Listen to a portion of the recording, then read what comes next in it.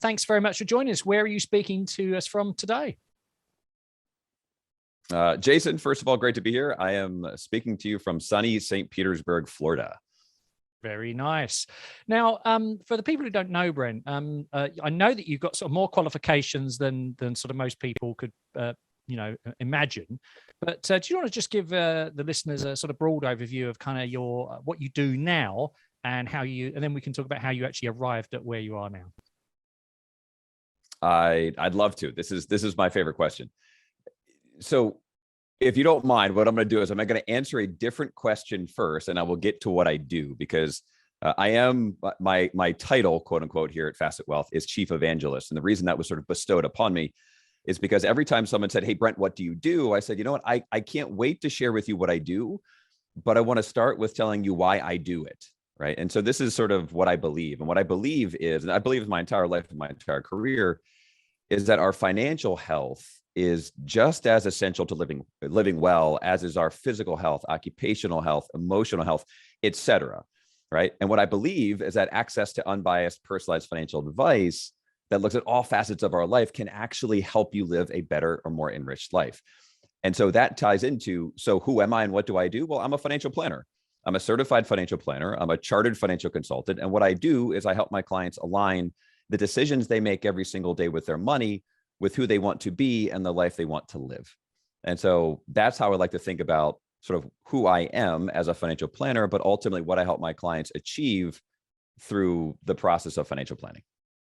Very succinct. I know it's not the first time you've told someone that, but I can see being the chief evangelist, you need to know what you're talking about. So look, here's, my background was a financial planner. I was a CFP, for 25 years before I sort of semi-retired in my 40s. And I'm really fascinated by watching your business. I've been sort of quietly being one of your sort of, groupies from the UK kind of thing, seeing what you've done. I mean, you've raised phenomenal amounts of money. You've had amazing success. And you're doing something which I dreamed about 15, 20 years ago. This idea, if I can just, I don't want to sort of do it disservice, but subscription-based services that are not all focused on managing people's money. So do you want to tell us about how that evolved? Because everyone told me I was an anorak for thinking that was a possible business idea 15, 20 years ago, but you've actually done it, right? So I'm, really in awe of you. So tell us more about that, how that evolved.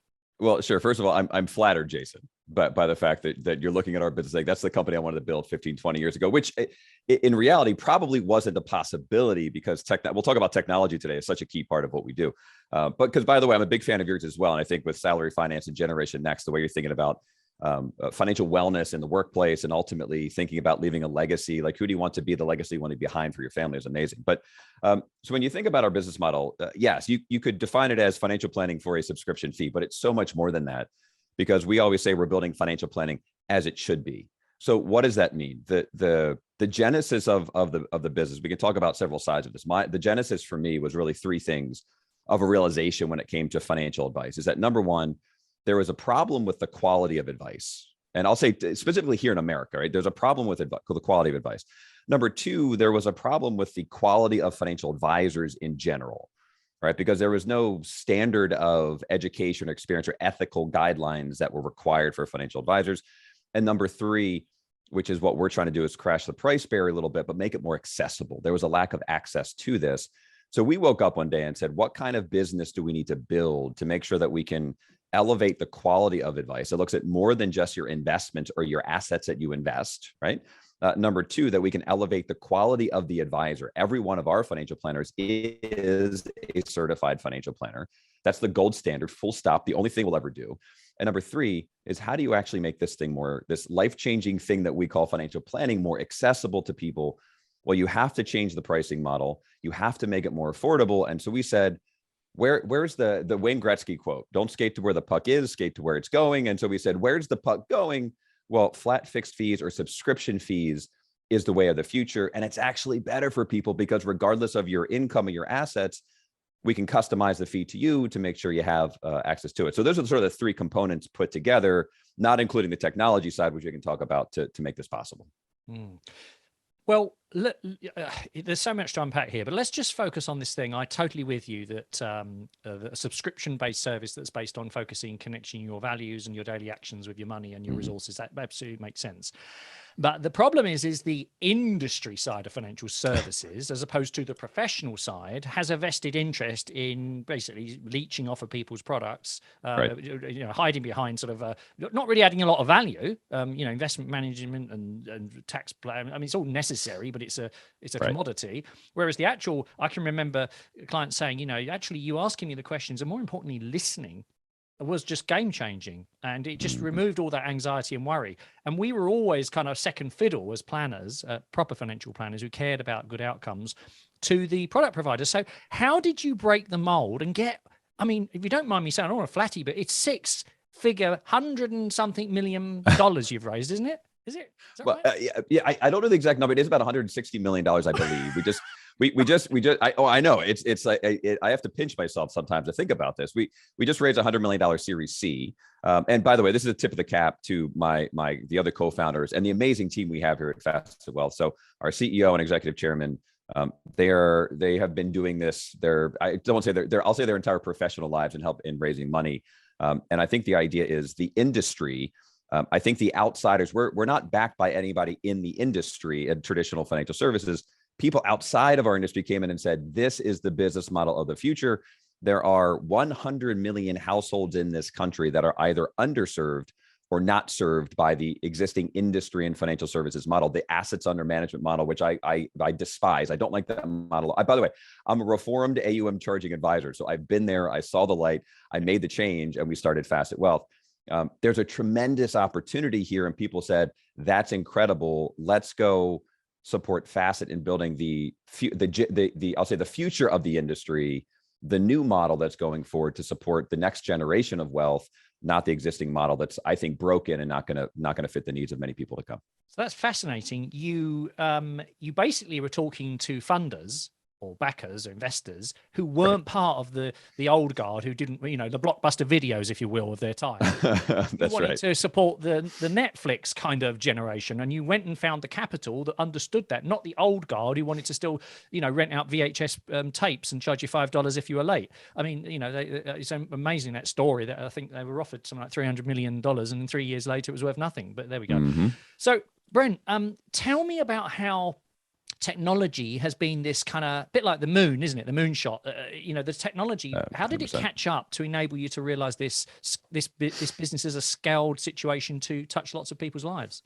Well, what I'll share with you, number one, is that the technology will never sort of be where we want it to be, because we're very futuristic in our thinking, right? If you want to colonize Mars, so Elon Musk example, the technology really has to always be evolving when it comes to that. The technology we think that's going to help us do it is probably not the technology that will ultimately help us do it. But so let's go back 6 years ago to our founding story when we sat down. There's really sort of three. I would say the three-headed dragon of the founders of Facet Wealth. There were Anders Jones, Patrick McKenna, really the Silicon Valley, coming out of San Francisco, the Silicon Valley entrepreneurial mindset, saying, how do we actually disrupt this or change something? We then had our technology side. So we had a chief technology officer, our first software engineer, to say, okay, the biggest problem that we face in the financial services industry is cost, right? And if it's going to cost a lot of money, well, it necessarily has to be expensive to access it. So how can we use technology to lower the price point? Our initial thesis was technology could lower the price point by 80%. I mean, crashing the price barrier to make it more affordable and accessible. We are well on our way to doing that. Now, there's a lot more that our technology does. We can talk about that. And then there was sort of my side, and my side's more of the financial. I've only been a financial planner my entire life. It's the only thing I want to do the rest of it, because I believe that, as I mentioned earlier, financial health is so essential to living well. And so I brought the industry knowledge and saying, hey, there's something broken here in this investment, it's assets under management investment model. We have to change it. Far too many people lack access.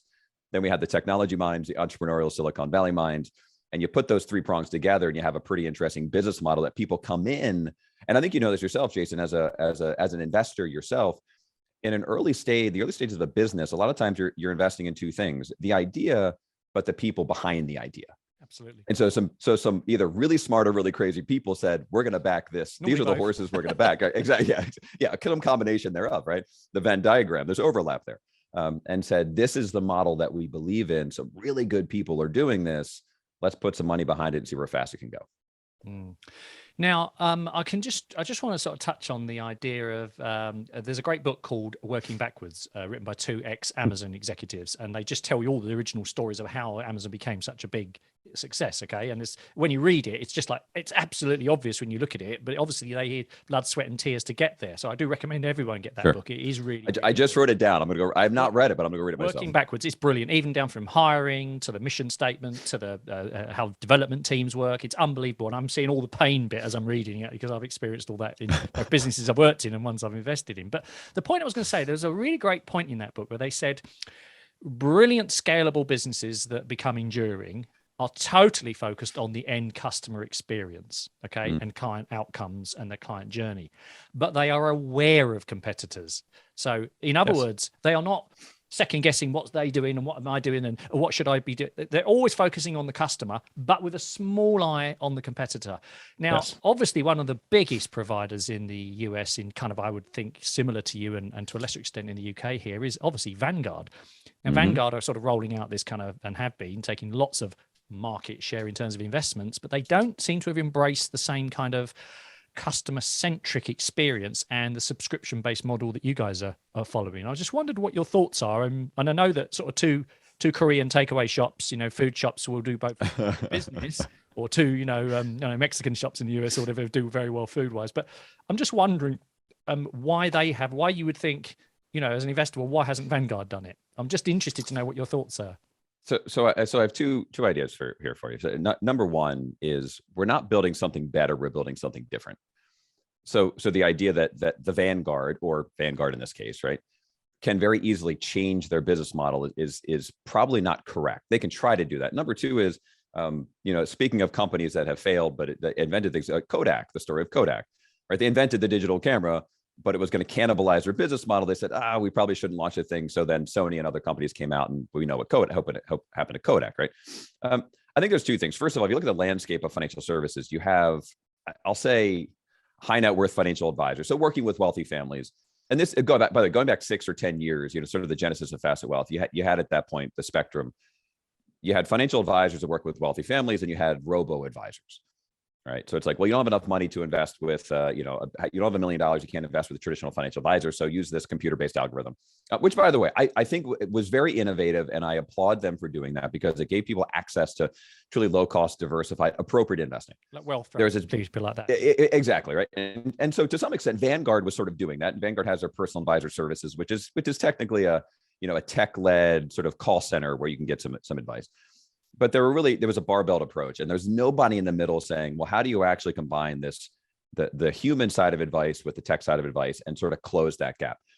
Look, I've never been inside the operating room at Vanguard. I've never seen how the sausage is made over there. What I can share with you is we have 130 CFP professionals now at Facet Wealth, and the number is growing. A good number of them came from Vanguard because they looked at us and said, well, what we're doing it's just investment advice. We don't do the kind of financial planning that Facet is doing for their clients, looking at all facets, aspects of their lives. We want to be a part of that. One of our first hires many years ago was actually someone who was a head of one of their personal advisor services and said, I actually want to be doing financial planning as the sort of the leading indicator of what we do for our clients. Yes, investments matter, by the way. We do that for our clients at no cost. We don't charge for that. And so I think the business model is fundamentally different. So my guess is Vanguard has tried or is trying, and they're just finding it very difficult to implement a financial planning model that's different than an investment first and tech-led or tech-centric thing. And then to your point, right, the last point I'll make here is everything we do is we focus on the customer experience. When we built Facet, we didn't say, what's the right business model or how do we make a lot of money? We said, what's right for people? Right. It's like if we were looking for financial advice, what would we be looking for? We'd say, oh, okay, well, we'd want a dedicated relationship with a human being, not a computer or 1-800 number, CFP professional. We'd want advice for all aspects of life, not just our investments, because guess what? Most people don't start with $1 million in their bank account. Right. We'd want advice that's transparent, jargon-free, welcoming, and we want it for something that's affordable and makes sense, aligned to the value we're receiving from our advisor. We said, hey, let's go build that experience for people, and then we'll figure out how to build the business model around it to eventually, become the next Amazon, if you will, of financial services.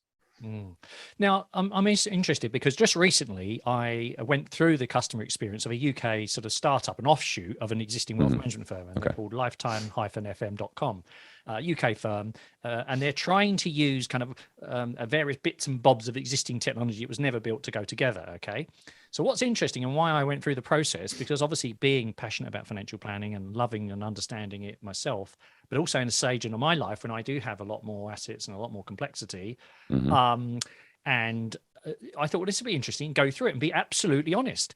And what I really picked up from that was that regardless of and I certainly gave them some feedback as to things that could be improved and things that look a bit clunky, and some of the UX was a little bit sort of 2010 and stuff like that. But, you know, the heart was in the right place. But what I really picked up from that was, first and foremost, I ended up with a visual video plan from it, which the guy had, the planner who I spoke to had narrated it. And what's so great about that, I could share that with my wife and let her watch it, this 10-minute video, and it sparked her confidence to ask questions. And now, as it happens, because their data gathering was not 100% right, they hadn't got my attitudinal things, and they made some assumptions that they shouldn't have made. It's not they're bad people, just the tech's not quite right. They got the plan slightly wrong because they left out a large amount of assets that relate to a property company I own. Just because it wasn't investments. Well, it's a lot of property and it pumps out a lot of cash. So why would you not include that, right? But the point I'm saying is that this is going to happen everywhere around the world where there are developed markets, isn't there? What I'm interested to know is you've got this $180 million or whatever, and in between, obviously flying all around the world on your private jet and living on the lovely beach, which obviously I know you don't do. How big do you think this could become, certainly in the US, and do you have global aspirations? Well, first of all, so I know you're kidding, by the way. I live in an 1,100 square foot apartment in St. Petersburg, so that I do not have a plane or a jet or a yacht or even a dinghy, right? Small model one on your bookshelf, yeah. Yeah, well, exactly, right? Yeah, I have a picture of it on the wall. What I've learned as a financial planner is having the friend that owns the boat is a better decision than typically owning the boat right away, at least, right? Yeah, look, I think when going back to the numbers we discussed, right here, just the United States alone, 100 million people are underserved or not served by the financial services industry here, right? What I can share with you is 75% of our clients have never worked with a financial advisor before. Okay, that's again because of the industry got it wrong for many, many years, right? They built a model that was exclusive, not inclusive to all people that deserve it. What I can share is we have this joke internally, and this is our executive chairman many, many years ago, and I'll spare the expletives that are involved in this really emotional conversation. He says essentially, darn right, world domination is on the roadmap. But there's one thing that we have that sort of like, I'll say jokingly on the wall as our aspirational, that's our moonshot kind of thing. But at the end of the day, there's one thing we have to do first, and that's make sure that the 40 or 50 million households here in America that we've identified as people that we can serve very well today, we have to be excellent at that, right? So to your point around, we don't focus on our competition. We don't focus on the global, domination aspirations. We focus on who are the people we are built to serve. How do we deliver such an exceptional client experience, planning advice, guidance, ongoing relationship that it's like the book, Be So Good They Can't Ignore You. Let's nail that first, and then we'll figure out if world domination or global aspirations are on the roadmap. But for now, we want to make sure that they're the people that we've identified as these are the individuals that have more complexity in their financial life and nuances, and they want to work with a human being, someone qualified as CFP. Let's do an excellent job for them, and then we'll figure out chapter 2 of Facet Wealth. You make the point that rarely, and I make this point in all the webinars I do to different groups, I'm talking every week to groups of employees all around the country here in the UK. And I say to people, look, everyone is different. There are principles and there are processes you can follow, but there's a nuance. Everyone's got slightly different history, a money story. Everyone's got a slightly different way of learning and understanding. Other people got different values. People have got different community ties or not, as the case may be.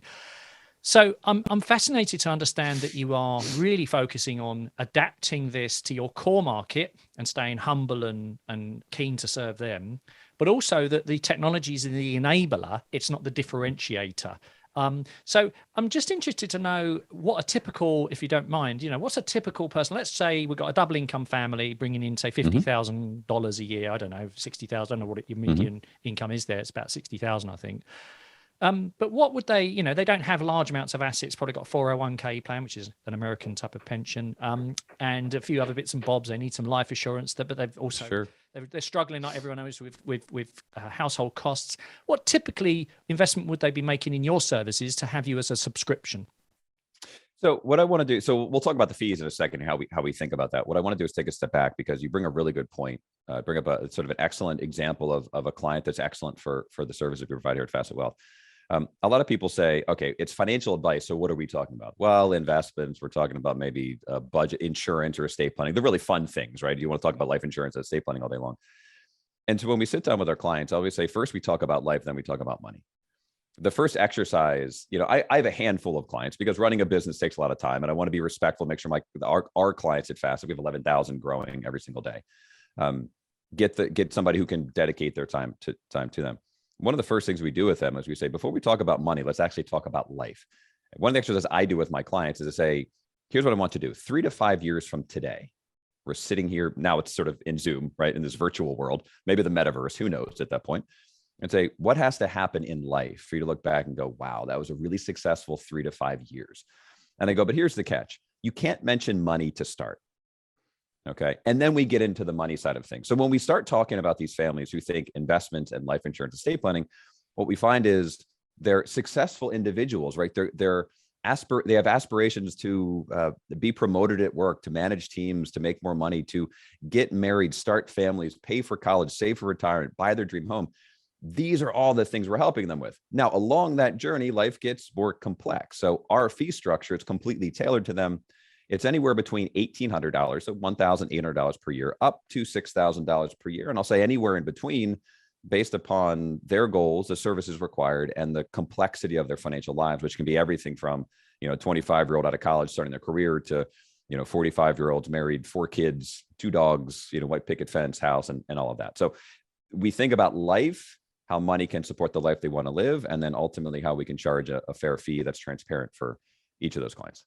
And that's a good way of putting it. I mean, obviously the problem is that doing the wrong thing or not doing anything, that no one can really quantify the cost of that. And so we know bad outcomes can actually cost you far, far more than any subscription fee from a caring, collaborative financial planning firm that uses tech to make things easy for you. So that's great. Well, look, Brent, I mean, Facet is that's an interesting name, and did that come because you were talking about Facet or Facet, however you say it? Facet, yeah. Did that come because you mean sort of all encompassing, looking across the range? Is that just interested to know how the name came about? Short answer, yes. It's about all facets of your life, right? So the facets of a diamond, that kind of thing. Yeah. What I will share with you is naming a company is very hard. By the way, we had, I'll say a third party, I'll say outsourced professionals or professionals come in and actually help us figure out what the name of this company should be. We went through several iterations of a name. We were actually Fabric Wealth, because sort of like, the weaving together a stronger fabric in life. Turns out there was a fabric insurance company that just had the name before us. So then we said, we went back to the drawing board again, because naming a company is so fun, and came up with Facet Wealth. Because when you think about what we do for our clients, we look at all facets or aspects of their life, not just their investments, everything from budgeting, cash flow, major life milestones, major purchases, career, personal, all of that.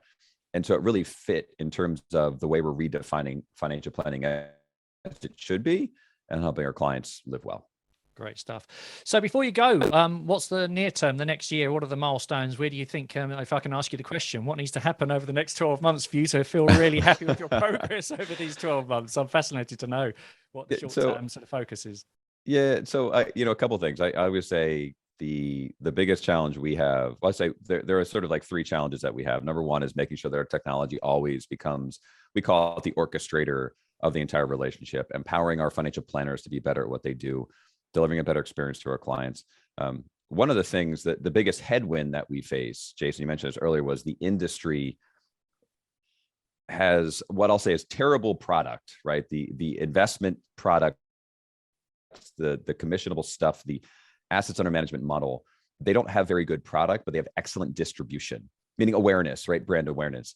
At Facet, right? I'm biased in my opinion, but we have excellent product in terms of the advice that we deliver, the relationships we have for our clients, the client experience.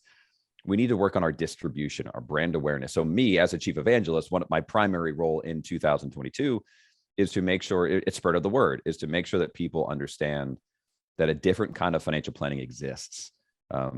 It's affordable, it's transparent, it's for all aspects of life.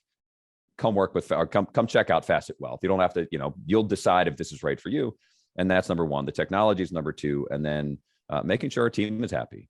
I think our people are our greatest asset at the end of the day, and happy people here at Facet Wealth will make happy clients. And I think that'll ultimately solve a lot of the challenges that we face as a company.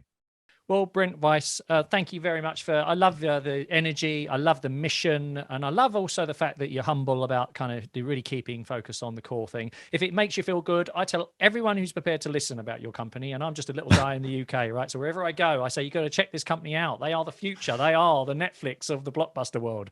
And everyone says, what are you talking about? I said, I know. So, I'm doing my little bit to help you get on. I wish you all the very best of luck. And thank you for taking time out of your busy schedule to chat to me today. Well, Jason, thank you very much. And cheers to a healthy and prosperous 2022.